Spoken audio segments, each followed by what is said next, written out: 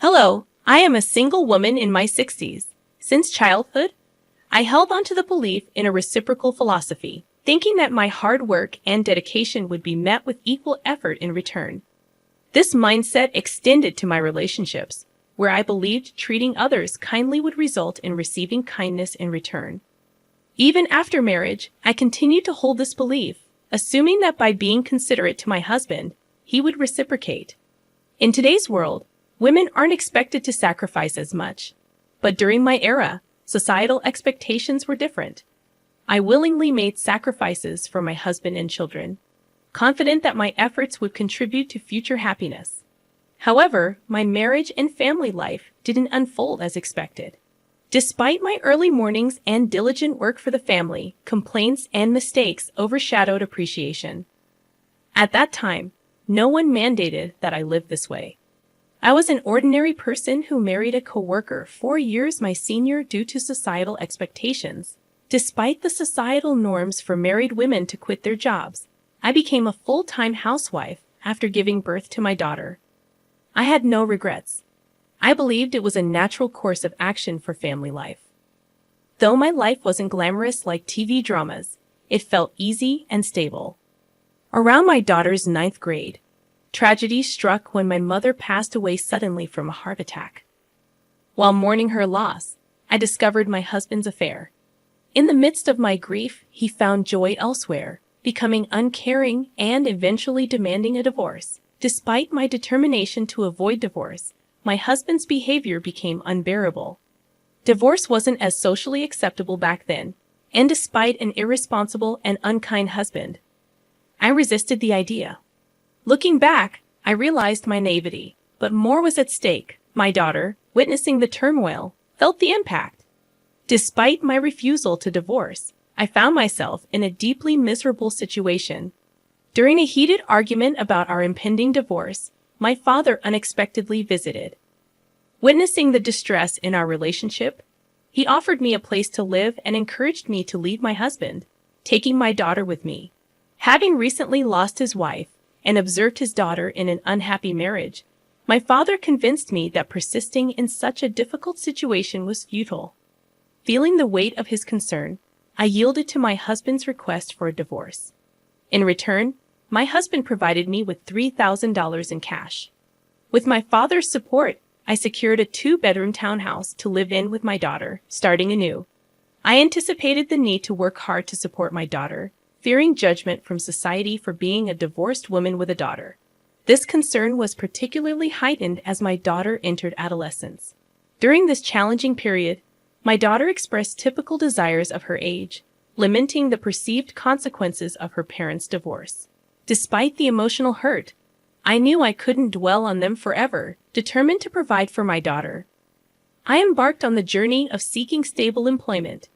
However, being an older divorced woman with a child made securing a job challenging. Undeterred, I took on multiple part-time and nighttime jobs, even engaging in freelance work at home whenever possible. As time passed, my daughter advanced to her senior year of high school. Despite financial constraints, she excelled academically, finding her own way to thrive. Motivated by my desire to ensure her future, I secured a job at a 24-hour restaurant, working 12-hour shifts. 2/3 of my earnings were diligently saved for her college tuition. Despite facing judgment and gossip, especially from some married men who viewed me as an easy target, I persevered for the sake of my daughter. The sacrifices were numerous, but my goal was to provide her with opportunities I never had. As she approached adulthood, I hoped she would understand the struggles I faced in raising her and making a living. Reflecting on these challenges, I realized that having a daughter made my situation both more arduous and meaningful. She became my anchor, giving me the strength to endure and persevere through life's challenges. I held on to the belief that, in the future, my grown daughter and I would share stories about the hardships we faced and take pride in our resilience. A year later, my daughter's outstanding performance in the SAT exams earned her admission to Harvard University. A moment of immense joy that made all the previous struggles worthwhile. As she embarked on her college journey, I felt a mix of pride and emptiness. Though I had managed to provide for her education and housing, the absence of her daily presence at home left a void. We maintained close contact through phone calls, and during the initial months of her independence, our bond deepened. Her newfound affection and connection were a source of comfort, and I cherished our evolving relationship. Despite the challenges, my daughter graduated from college without financial setbacks, fulfilling a dream we had worked hard to achieve. Anticipating that we could live together again, I was surprised when she secured a job at a defense corporation and chose to live independently. To support her, I took a bank loan and contributed to the down payment for a condo near her workplace. While I aged and embraced a more unassuming appearance, my daughter thrived as a fashionable career woman. Witnessing her success brought immense happiness, reinforcing the idea that my sacrifices had borne fruit. I found contentment in her achievements, understanding the sentiment of people who say they forget hunger in moments of joy. Despite the financial support throughout her college years, the prospect of her wedding became a new financial responsibility. People questioned why I continued to struggle when my daughter was capable of self-sufficiency. However, I was determined to contribute to her wedding expenses to prevent any condescension from her future in-laws. The belief that sacrificing for her happiness would bring joy to both of us fueled my resilience. On the other hand, as my daughter dated, I noticed a growing distance between us. Initially hurt, I recognized that her adult life and relationships rightfully took precedence. I patiently waited for her to mature and open up to me, understanding that priorities shift during this phase of life. However, on her 27th birthday, I looked forward to celebrating with her. Yet she made it clear that she had plans with someone named Michael and dismissed any preparations. While she may have intended to convey that I needn't go to any trouble, I couldn't help but feel hurt. It was her birthday, a day that held immense significance for me as the day she was born, and her apparent indifference stung deeply. It was challenging to comprehend why my daughter considered spending money on her birthday a waste, given the tight budget. Despite her intelligence, her understanding of her own mother seemed distant. Despite my hurt feelings, I understood she was my only daughter, and I wanted to see her briefly on her birthday, even if it meant taking a day off work. On that day, I meticulously paid attention to my appearance before going to her workplace. However, what awaited me was an unexpected and emotionally charged encounter in the company lobby. I saw my ex-husband with his mistress, individuals I never wished to see again. Doubting how he found out and came there, I frantically called my daughter, only to be abruptly hung up on as she claimed to be busy with a meeting. Feeling dumbfounded, I turned around, only to hear my daughter happily calling her dad and embracing him with a bright smile. Her boyfriend seemed familiar with my ex-husband and his wife, adding to my fury. In that moment, I felt betrayed, as if the whole world conspired against me. Drained of meaning, I hastily left the scene. Reflecting on that day, I felt the desire to confront my daughter and ex-husband, but an overwhelming urge to escape prevailed. Despite my inner turmoil, I couldn't muster the courage to call my daughter.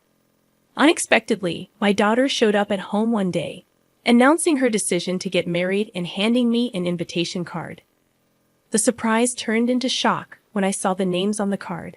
Although she was my daughter, I felt an intense urge to throw her out of the house. I questioned how she, my own daughter, could present such an invitation. I confronted her, expressing my hurt at being treated like a guest at her wedding, emphasizing my role as her mother. In response, my daughter apologized, stating she felt she had no choice. Despite her desire to marry Michael, she faced scrutiny from his parents over every detail about her. The situation left me grappling with complex emotions, torn between hurt and the desire to understand my daughter's perspective on her life-changing decision. The revelation from my daughter about her concerns regarding my divorced past and the challenges of being a single mother struck me deeply. She explained that revealing this truth could jeopardize her chances of marrying her boyfriend, as her potential in-laws might disapprove. In the face of this revelation, I couldn't help but express my frustration, reminding her of the sacrifices and struggles I endured to raise her. work at a restaurant, and fund her education. My daughter's response. However, her response stunned me. She dismissed the past, stating that her father and his new partner, the woman who played a role in breaking our family, had already met with her future in-laws. In her perspective, the present was what mattered most, and she prioritized her desire for a comfortable life over the difficulties we faced before. Feeling hurt and regretful, I spoke harshly to her for the first time in my life, expressing my disappointment in her attitude. In turn, she suggested that if I wanted to drop her from my life, I should repay her for the money I spent raising her.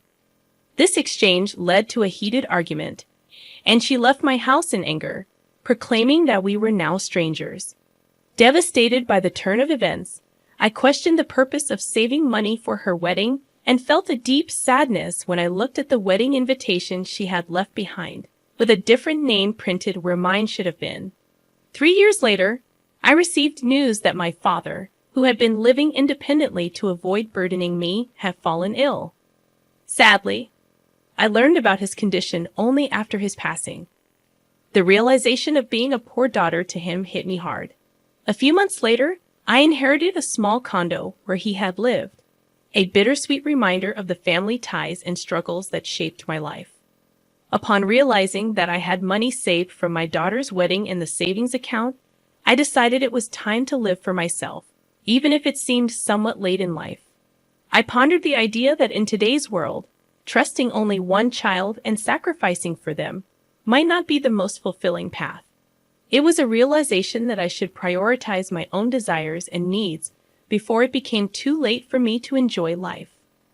As I contemplated this shift in perspective, a real estate broker and close friend from the restaurant where I worked suggested that I consider what I truly wanted to do. Despite societal expectations for women to sacrifice, I felt the desire to break free from that mold and live for myself. I harbored a feeling of regret and sorrow for the sacrifices I made over the years, and I yearned to pursue personal fulfillment.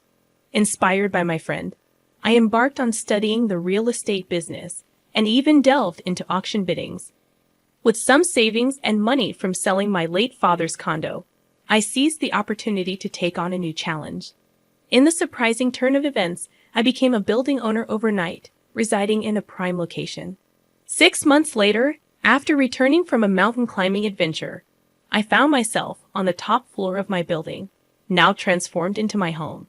Unexpectedly, someone knocked on my door, and I debated whether to pretend not to be home due to fatigue. However, curiosity prevailed, and I opened the door to find my pregnant daughter with a chubby-cheeked toddler in her arms. Tearful and distressed, she explained that she had been deceived by her husband, who turned violent and had affairs. Faced with impending childbirth and raising her young daughter, she sought refuge with me, despite my initial shock and the lingering hurt from our previous arguments. I couldn't turn my back on my daughter in need.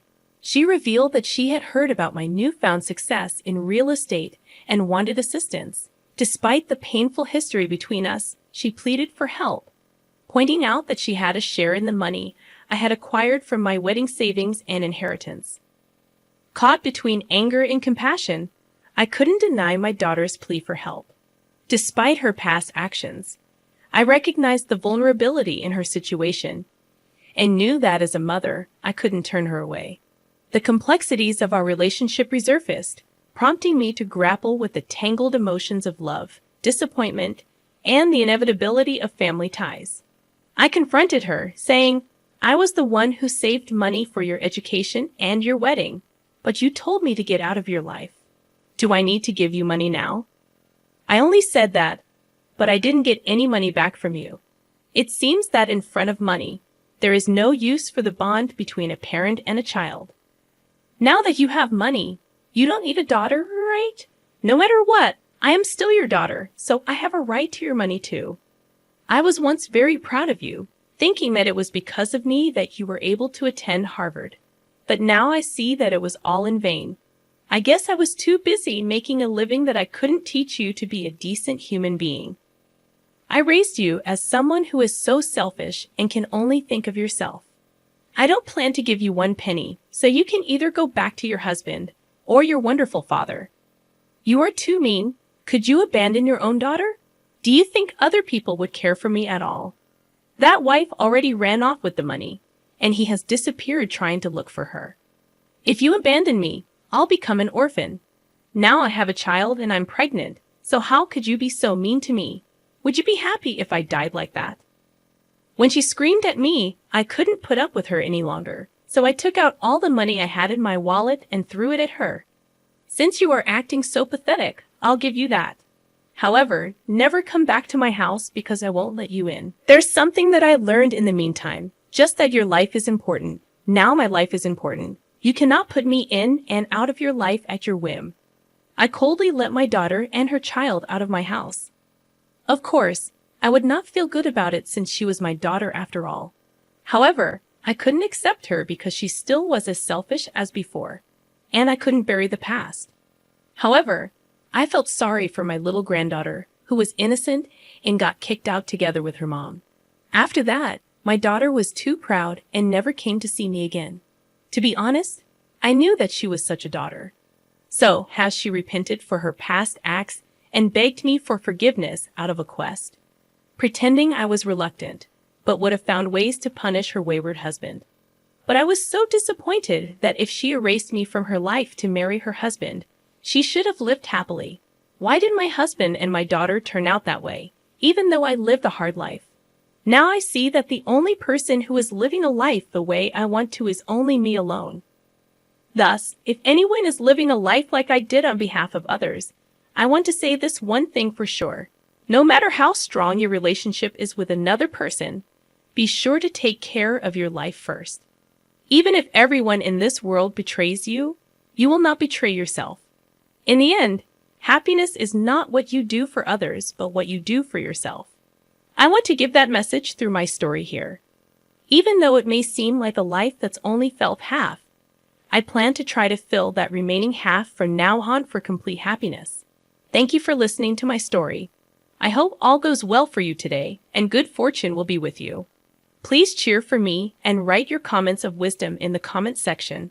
Pressing like and subscribing is a big help to me. Have a wonderful day, everyone.